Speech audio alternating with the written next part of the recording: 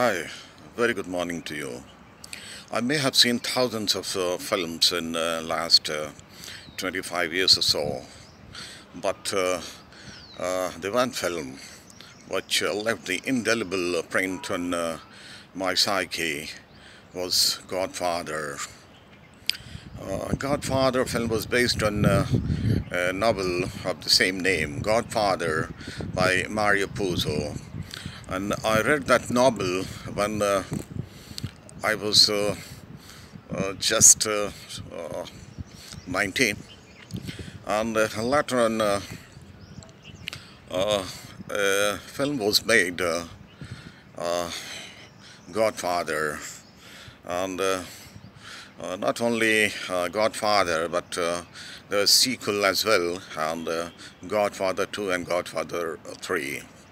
Well, I've seen all these, the entire series, but the best was Godfather 1 and Godfather 2. And Godfather 1, the role of Godfather was enacted by the brilliant Hollywood star Marlon Brando.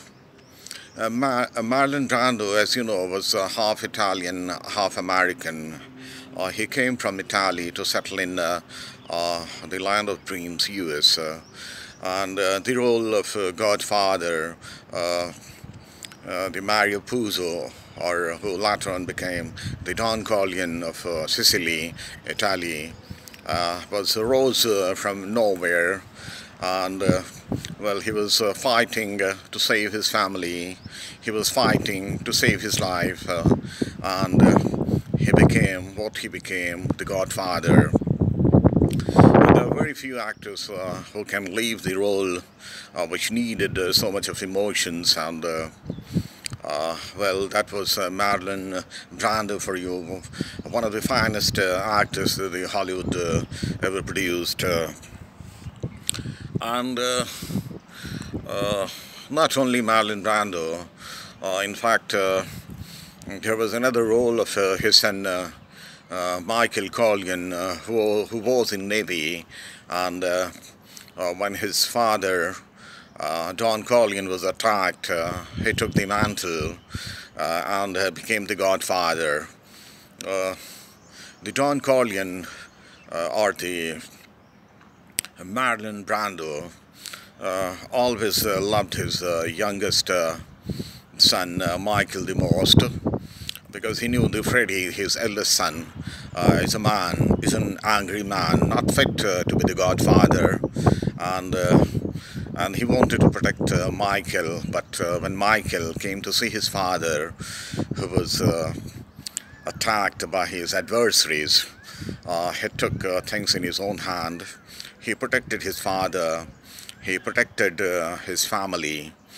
On the way, he lost his love of life, but so what? And in Godfather Part 2,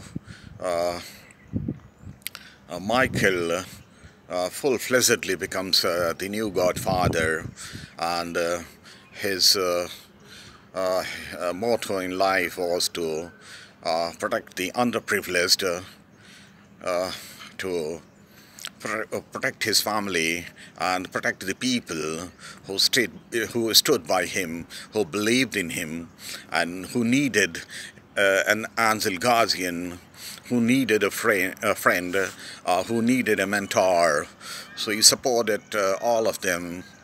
And in fact, he supported Johnny, the bits and pieces actor from Hollywood, and he made sure that Johnny gets one of the meaty roles, and eventually Johnny also becomes a star in his own right. And one of the beautiful moments was when Godfather's daughter and Michael, sister, was getting married, the kind of celebration, the song, and the festivities, the Italian way.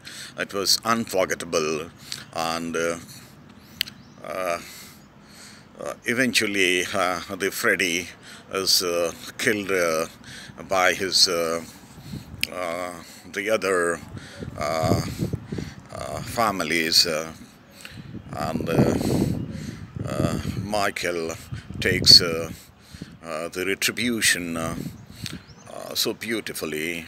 So, in fact, I was so awed by the role of uh, Michael Corleone, which was played by another Hollywood mm, uh, uh, big star, Al Pacino.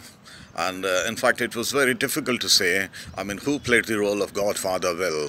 Was it Marlon Brando, the father Don Corleone, or the Al Pacino, the Michael Corleone, the son of Godfather?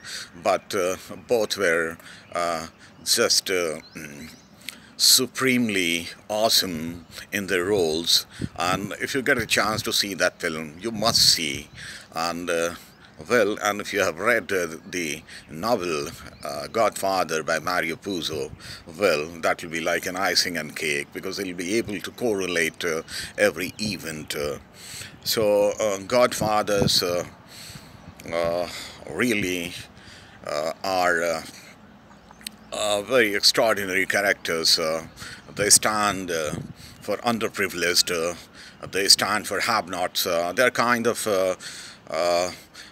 Robin Hood, because the Robin Hood was a character from yore, thousands of years ago. So that way, Godfather is more contemporary, he's more relatable, and everybody gets a Godfather in his life, and maybe you also find your Godfather, because who is Godfather? Godfather is your mentor, Godfather is your friend, Godfather is your savior, and the Godfather is the one who will be the last person to stand by you when the entire world leaves you. So, have you got your Godfather? If you haven't, find him. Thank you.